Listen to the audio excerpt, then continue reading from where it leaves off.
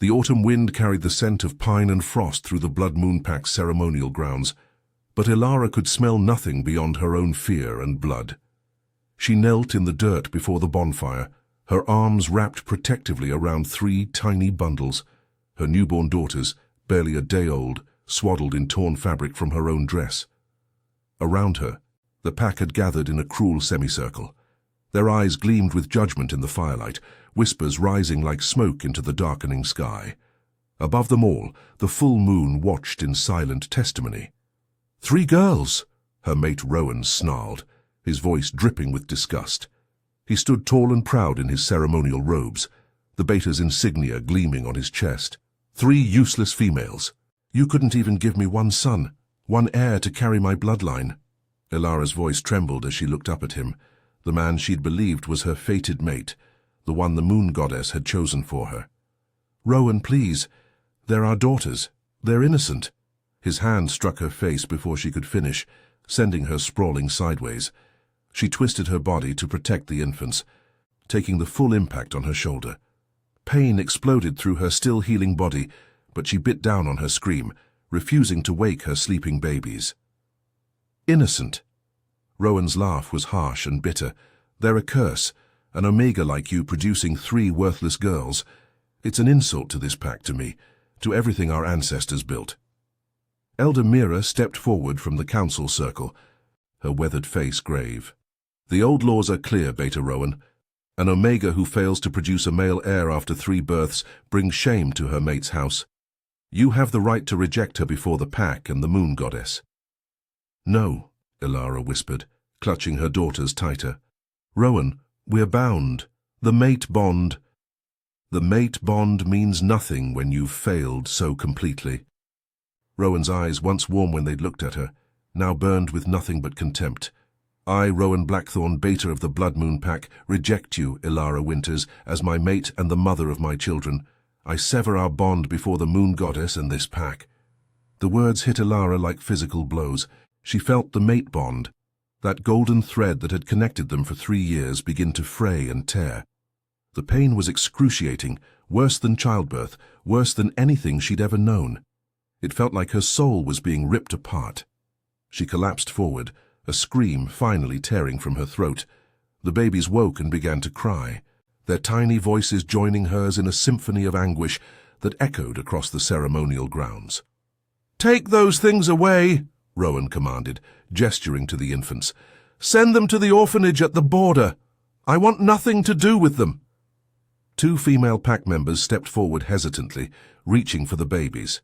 Ilara's wolf surged forward in desperate protection, her eyes flashing with her animal's golden glow. "Don't touch them." Her voice came out stronger than she felt, resonating with a mother's primal fury. "They're mine. You can't take them from me." Rowan's boot connected with her ribs, and this time she couldn't protect herself and the babies. She curled around them as best she could while his kicks rained down on her back, her sides, anywhere he could reach. "You have no rights here anymore, Omega," he spat. "You're packless now, rejected, nothing." Through her pain and tears, Ilara became aware of a change in the atmosphere. The whispers had stopped. The night had grown impossibly still, as if the forest itself was holding its breath. Even Rowan had frozen mid-kick, his foot still raised. A presence, ancient, powerful, and undeniable, had entered the ceremonial grounds.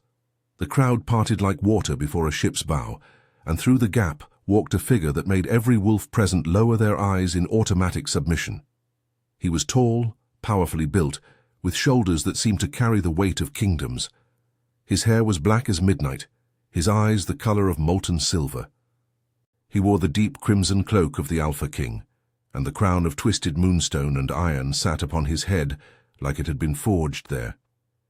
Ilara had never seen King Darius Silvercrown in person, though every wolf knew of him. He ruled the northern territories with absolute authority. His word was law across a dozen packs, and his power was legendary. Some said he could command the moon itself. What was he doing here in their small pack ceremony? King Darius's silver eyes swept across the scene, the beaten Omega curled protectively around her infants, the Beta with his foot still raised, the jeering crowd, the council's cold faces. His expression didn't change, but the temperature seemed to drop 10 degrees. "Beta Blackthorn," his voice was quiet, but it carried across the grounds like thunder. "Lower your foot before I remove it from your body." Rowan's foot dropped instantly, and he bowed low. "Your Majesty, I didn't know. We weren't expecting—" "Clearly." The king moved forward with predatory grace, each step deliberate and measured. He stopped directly in front of Ilara, looking down at her broken form. "Stand up, Omega," Ilara tried, but her body wouldn't obey. Her ribs screamed in protest, and her legs wouldn't support her weight while holding 3 infants. She managed to get to her knees, looking up at the Alpha King with fear and confusion warring in her chest. King Darius crouched down before her, bringing himself to her level. Up close, his presence was overwhelming. Pine and snow and something wild and ancient that made her wolf whimper and bow inside her mind. But there was no cruelty in his silver eyes, only a calculating assessment. 3 daughters, he said softly, looking at the babies. The infants had quieted, as if they too recognized the power before them. Beautiful, healthy girls. "The Blood Moon Pack considers this a failure?" Elder Mira spoke carefully. "Your Majesty, the old laws state—" "I know what the old laws state, Elder. I wrote most of them." His voice remained soft, but there was steel beneath the silk. "I also know that a pack that rejects 3 healthy pups because of their gender is a pack that has forgotten what strength truly means." He turned his attention back to Ilara. "What is your name?" "Ilara, Your Majesty. Ilara Winters." "Ilara Winters," he repeated, as if tasting her name. "You've been rejected by your mate, beaten before your pack, and they wish to take your children from you, is this correct?"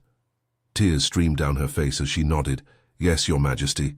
And if given the choice, what would you choose? Your pack and your former mate, or your daughters?" "My daughters," Ilara answered without hesitation, her voice fierce despite her broken body. "Always my daughters. They're innocent. They deserve to live, to grow strong, to know they're loved. I would die before I let anyone hurt them." Something flickered in the king's silver eyes. Approval, perhaps, or recognition. He stood, his full height and power on display once more, and turned to address the assembled pack. "The Blood Moon Pack has made its judgment clear. You reject this Omega and her daughters as weak and worthless." His voice rang out like a proclamation. "Therefore, I am removing them from your territory entirely. From this moment forward, Ilara Winters and her 3 daughters are under the direct protection of the crown. Any wolf who raises a hand against them raises a hand against me." Shocked silence greeted his words. Rowan's face had gone pale. Elder Mira looked stunned. King Darius turned back to Ilara, and for the first time she saw the faintest hint of a smile touch his lips. He extended his hand to her, a king offering his hand to a broken, rejected Omega. "You're coming with me," he said simply.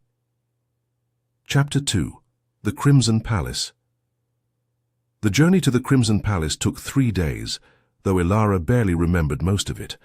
King Darius had carried her himself to the royal carriage, refusing to let any of his guards touch her or the babies. Inside the luxurious transport, a royal healer had tended to her wounds, broken ribs wrapped, bruises treated with healing salves that smelled of mint and moonflower, torn muscles carefully knit back together with the healer's touch. The babies had been fed by wet nurses who traveled with the royal convoy, women who cooed over the tiny girls and declared them the most beautiful pups they'd ever seen. Ilara had wept at their kindness, so different from the cruel rejection she'd endured. Now, standing in the grand entrance hall of the Crimson Palace, Ilara felt like she'd stepped into a dream, or perhaps a different world entirely. Marble columns soared toward vaulted ceilings, painted with scenes of ancient wolf legends. Crystal chandeliers cast rainbow light across floors so polished they reflected like mirrors. Everywhere she looked, she saw wealth and power beyond anything she'd imagined. "Overwhelming, isn't it?" a warm voice said beside her. Ilara turned to find a woman around her age, with auburn hair and kind green eyes. She wore elegant robes marked with the insignia of the royal household. "I'm Luna, the king's sister." The woman introduced herself with a gentle smile. "He asked me to help you settle in, may I?" She gestured to the babies. Ilara hesitated only a moment before nodding. Luna took one of the infants with practiced ease, making soft cooing sounds. "Oh, she's precious. What are their names?" I haven't named them yet," Ilara admitted, shame coloring her voice. "In my pack, Omegas weren't allowed to name their children until the Beta approved, and Rowan never wanted to acknowledge them," Luna finished, her voice hardening. "Well, you're not in that pack anymore. Here, mothers name their own children, as is proper." She looked down at the baby in her arms. "Have you thought about what you'd like to call them?"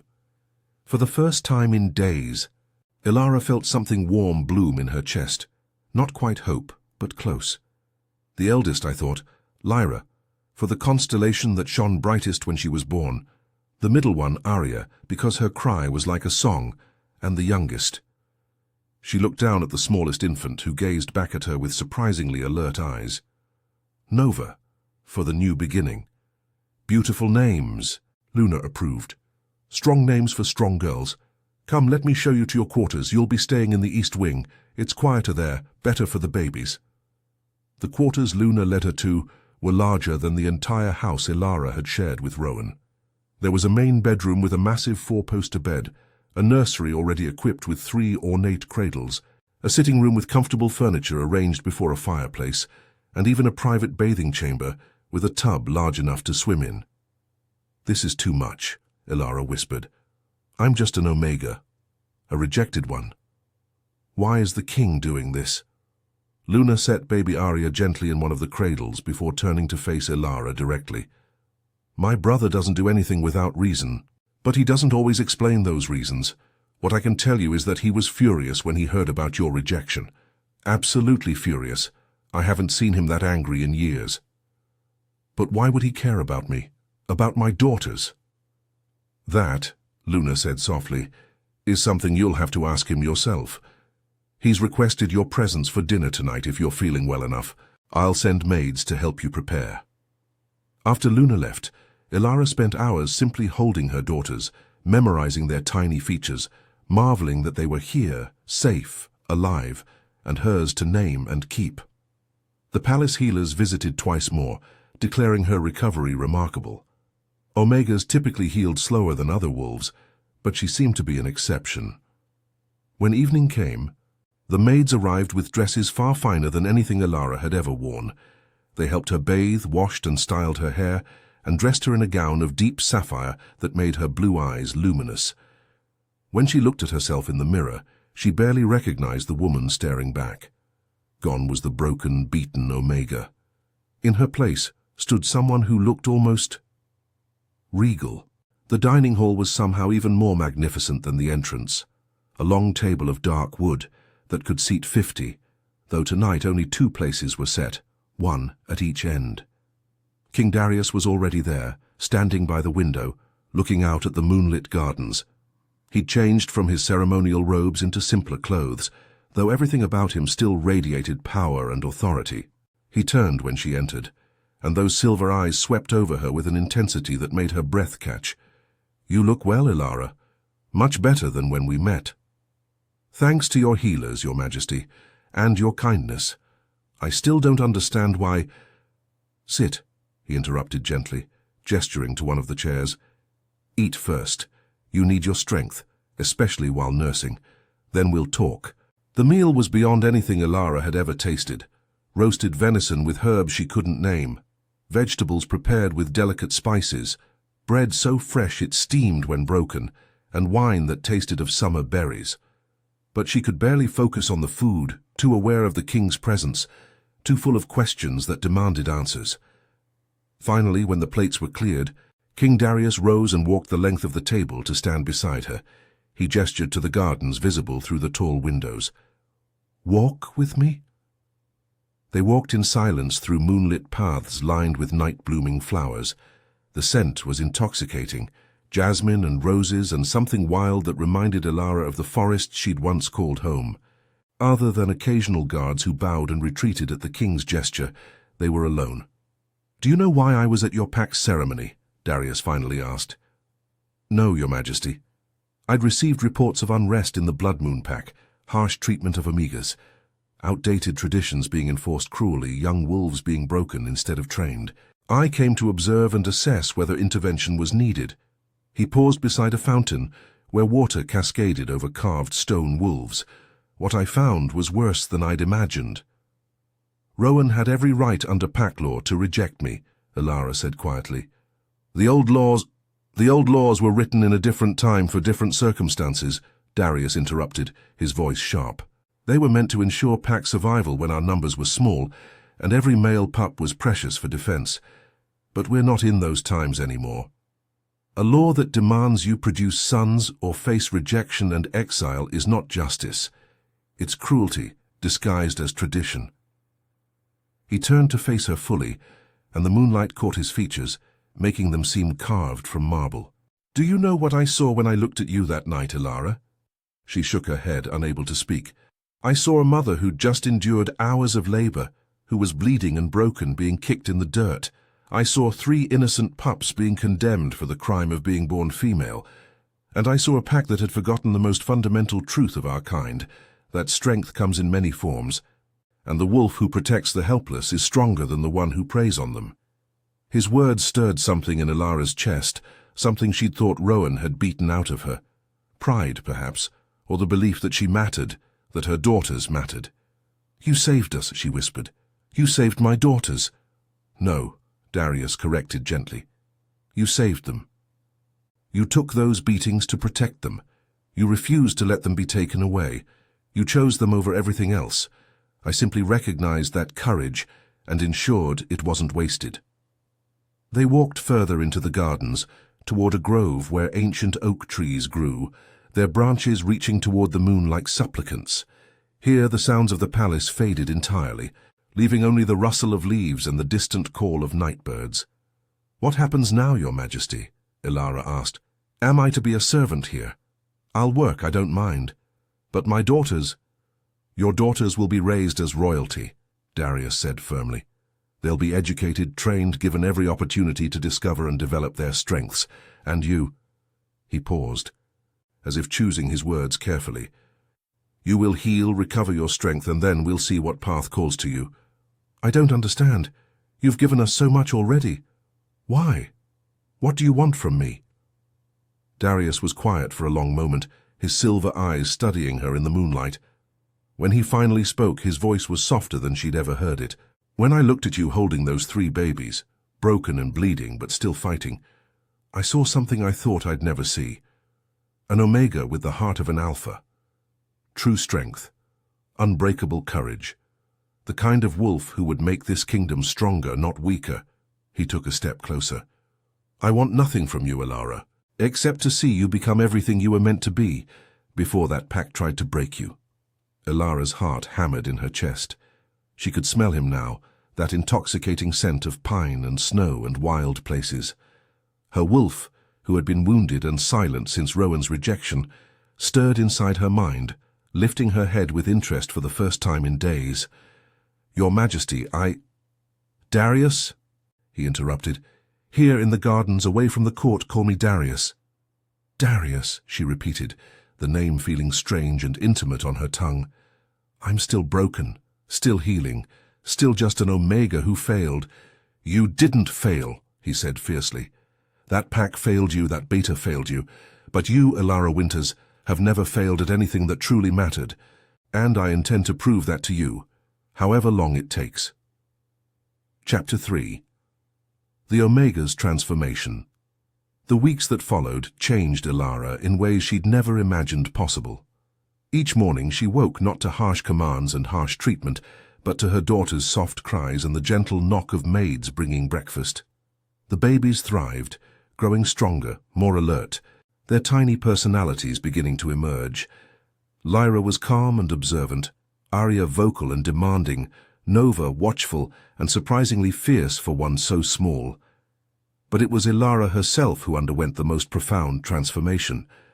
Luna became not just her guide but her friend, teaching her the ways of court, the unspoken hierarchies and protocols that governed palace life.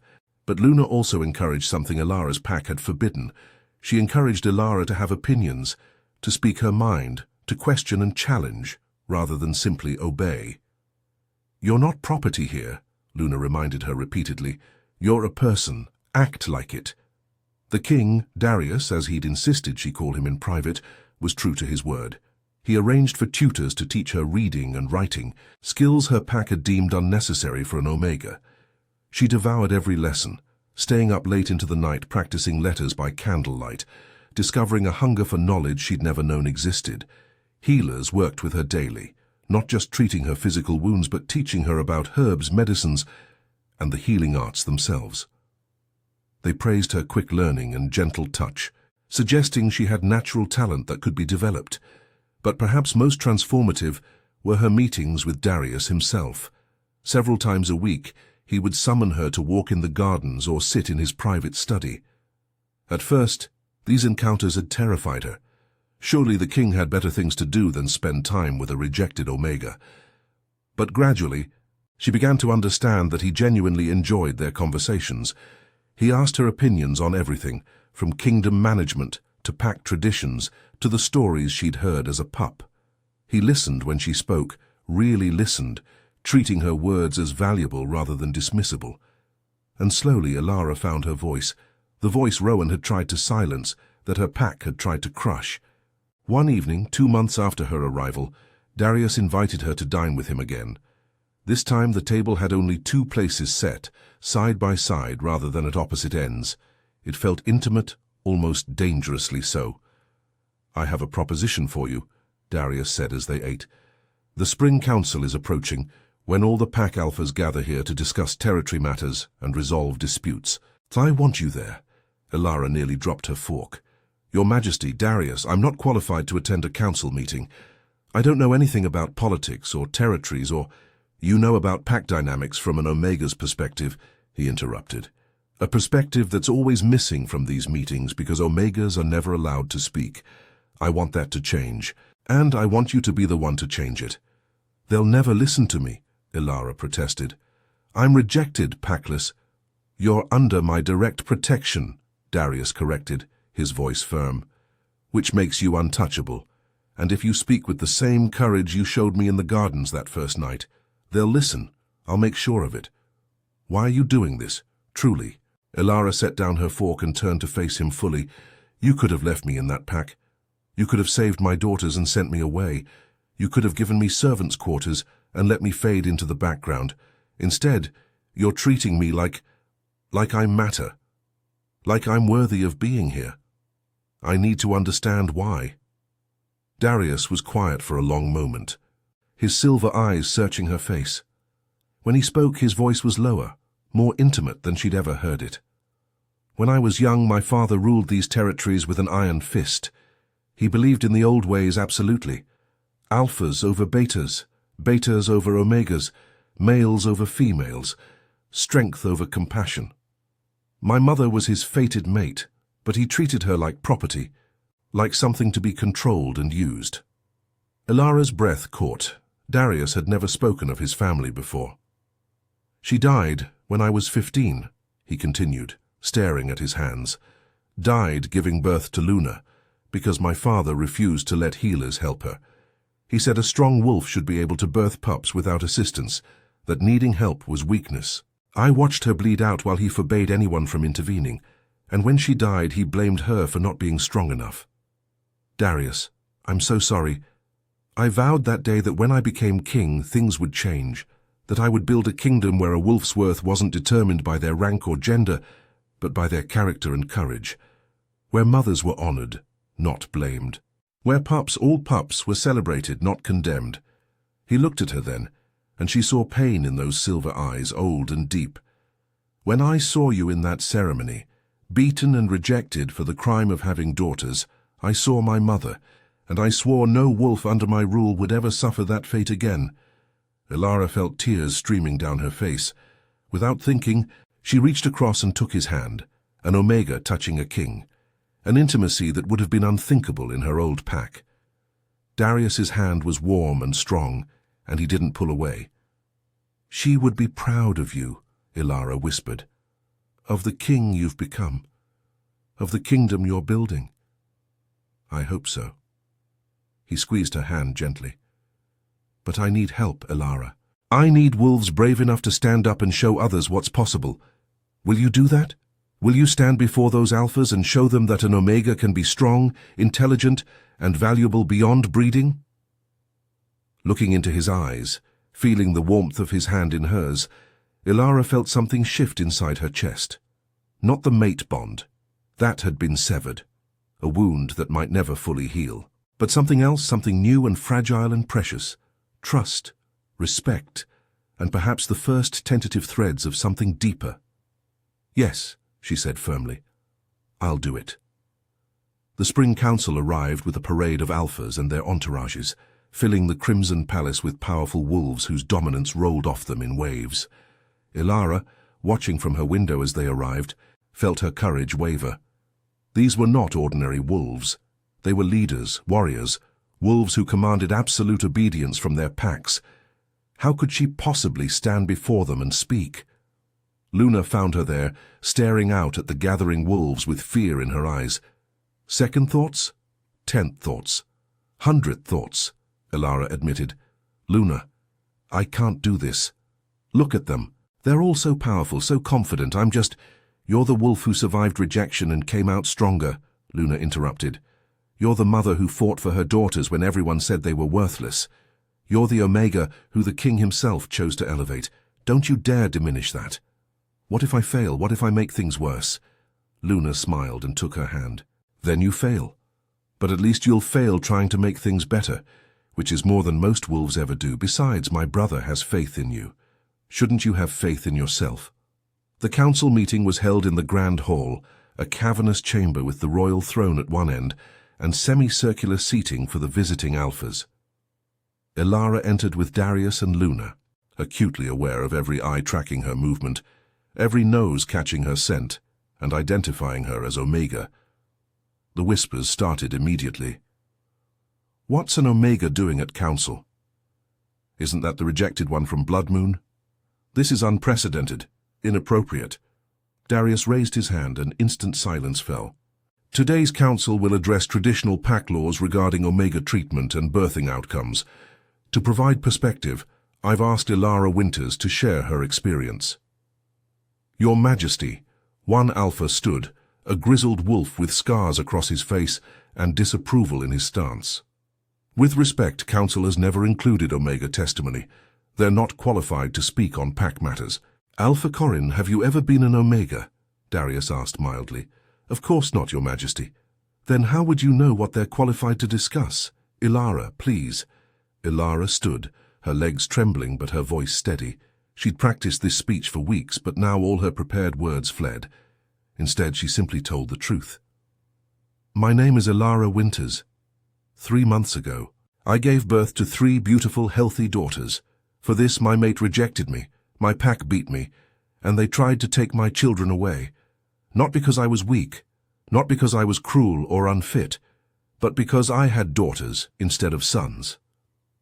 The silence in the hall was absolute. I want to ask you all a question, she continued, her voice growing stronger. When you look at your pack, what do you see as strength? Is it only the warriors, the fighters, the males who patrol borders? Or is it also the mothers who raise pups, the healers who mend wounds, the teachers who pass down knowledge? Is it only the wolves who fight with teeth and claws? Or is it also the wolves who fight with courage and love and determination to protect what matters? She looked directly at Alpha Corin. You have scars from battles. They mark you as brave, as someone who has fought and survived. But I have scars too, from the mate who was supposed to protect me, from the pack that was supposed to be my family, and I survived too. Is my survival worth less than yours because I'm an Omega? Alpha Corin's expression had shifted from disapproval to something more thoughtful. I'm not saying Omegas should rule packs or lead warriors, Elara continued, but I am saying we deserve respect, we deserve protection, we deserve to have our daughters valued as much as our sons. Because if you teach your packs that females are worthless, what are you teaching your daughters? What are you teaching your sisters and mates? She turned to address the entire assembly. King Darius has shown me something I never knew existed. A world where a wolf's worth isn't determined by their rank or gender, but by their character. Where courage comes in many forms. Where strength means protecting the vulnerable, not exploiting them. I'm asking you all to imagine that world for your own packs." When she finished, the silence stretched so long she feared she'd failed completely. Then one alpha stood, a younger male from the Eastern Territories, and bowed his head respectfully to her. "You speak wisdom, Omega Ilara. Wisdom my pack would do well to hear." Another stood, then another.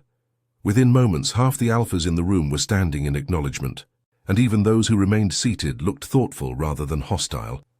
Darius's voice rang out, filled with pride. "This is the future I envision for our territories, not abandoning our traditions, but evolving them, not weakening our packs, but making them stronger through wisdom and compassion. Thank you, Ilara, for your courage." As she returned to her seat, Ilara felt something she'd never experienced before.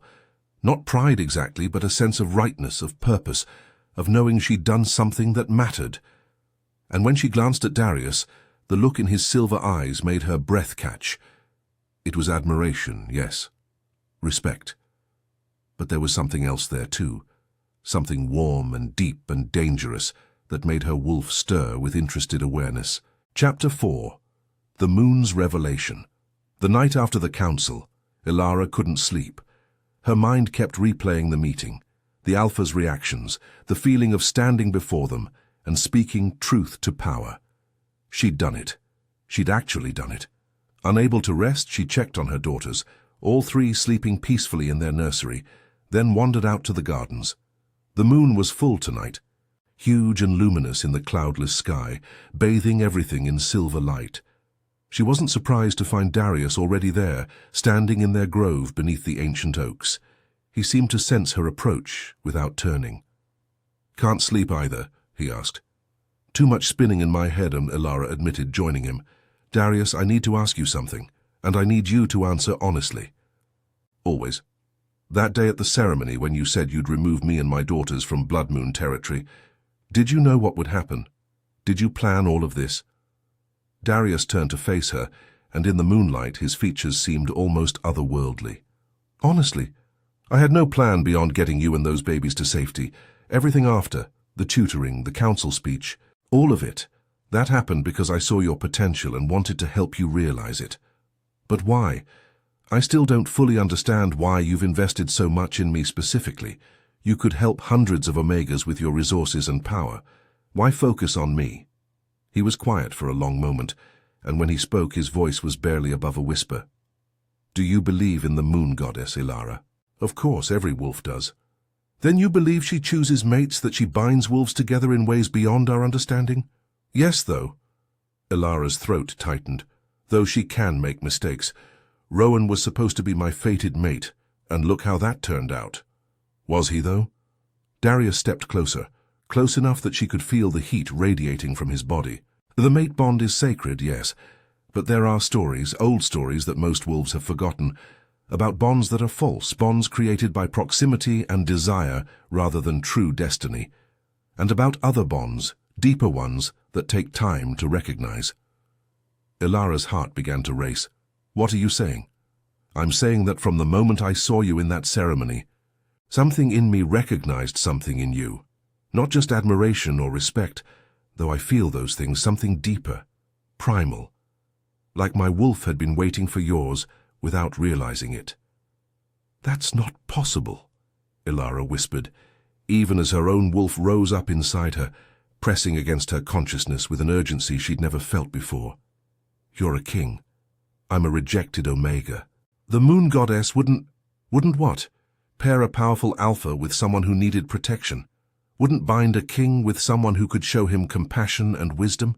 Wouldn't give me a mate who understands strength comes in many forms?" He reached up slowly, giving her time to pull away, and cupped her face gently in his hand. Or maybe she would do exactly that. The moment his skin touched hers, Ilara felt it, a snap of recognition, a golden thread spinning out from her chest to his, different from what she'd felt with Rowan. That bond had been surface level, passionate, but shallow. This was deeper, reaching into parts of her soul she didn't know existed. This was bedrock and foundation, unshakable and eternal. "The mate bond," she breathed in wonder. "But how?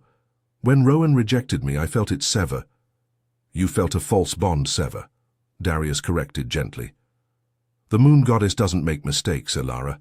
She knew you needed to be free of that false bond to recognize the true one.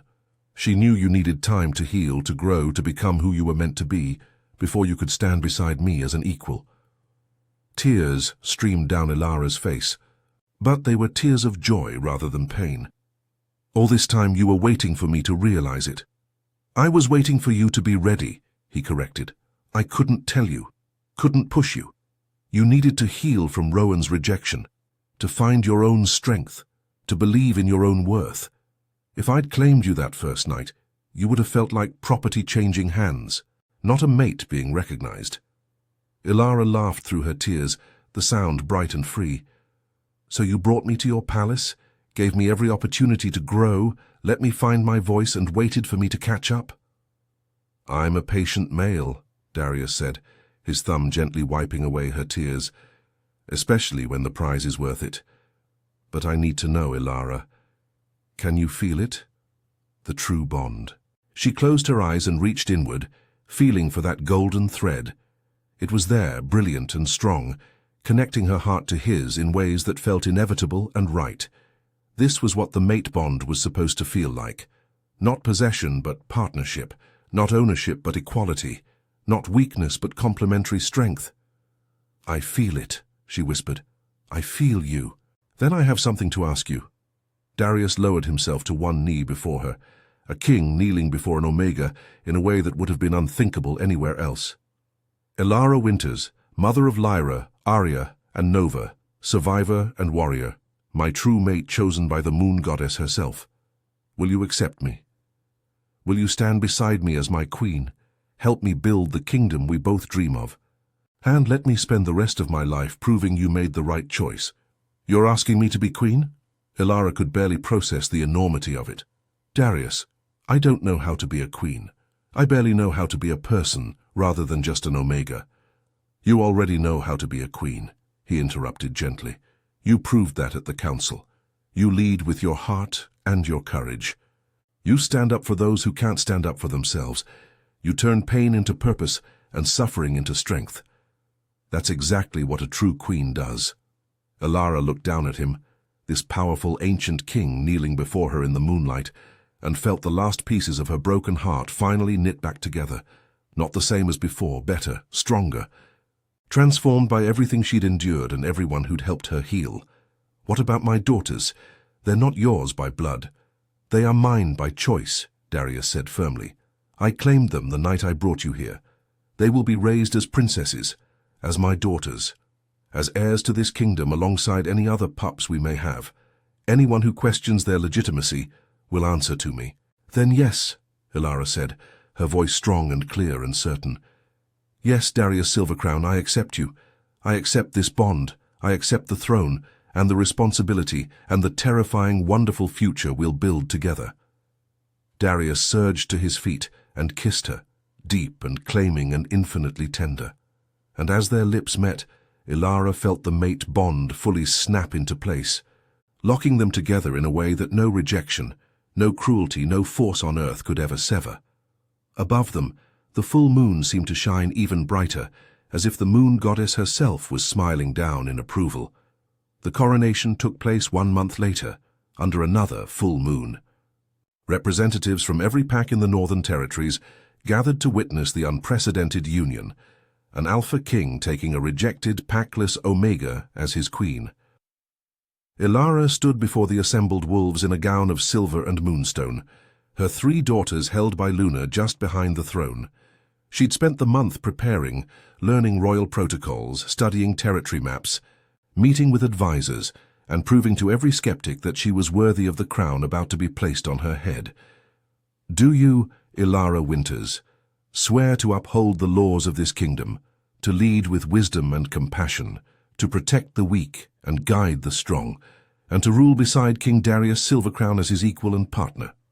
The High Elder asked, his voice carrying across the ceremonial grounds. I do so swear, Elara said clearly. Then by the power vested in me by tradition and the blessing of the moon goddess, I declare you Queen Elara Silvercrown, Luna of the Northern Territories, Mother of the Realm. The elder placed the crown, a delicate circlet of twisted moonstone and silver, upon her head. The gathered wolves erupted in howls, the ancient tribute to recognized leadership. Even the alphas who had doubted her bowed their heads in acknowledgement. But the most moving moment came when 3 tiny howls joined the chorus. Lyra, Arya, and Nova, barely 4 months old, instinctively honoring their mother's ascension. The crowd laughed with delight, and Ilara felt tears stream down her face. Darius took her hand, raising it high. "Your queen," he announced. "Your Luna.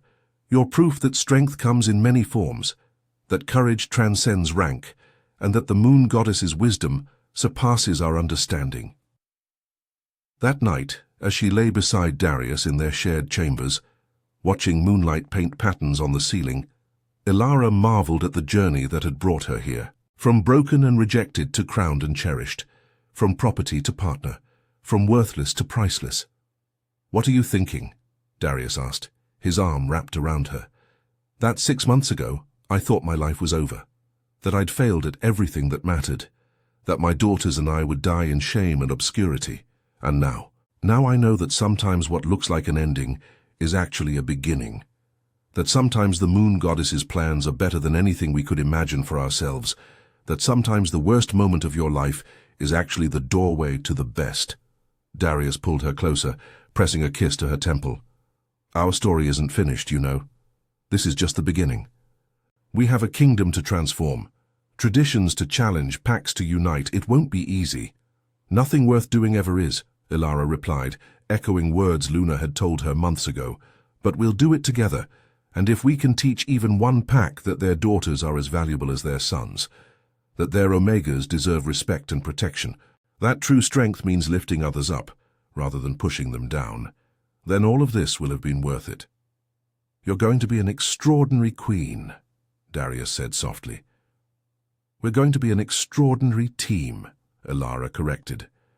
Outside, the moon continued its eternal journey across the sky, watching over a kingdom where rejected omegas could become queens, where broken wolves could heal and transform, and where 3 tiny princesses slept peacefully, never knowing they'd once been considered worthless, because in their mother's kingdom, every pup was precious, every wolf mattered, and love was stronger than any old law could ever be.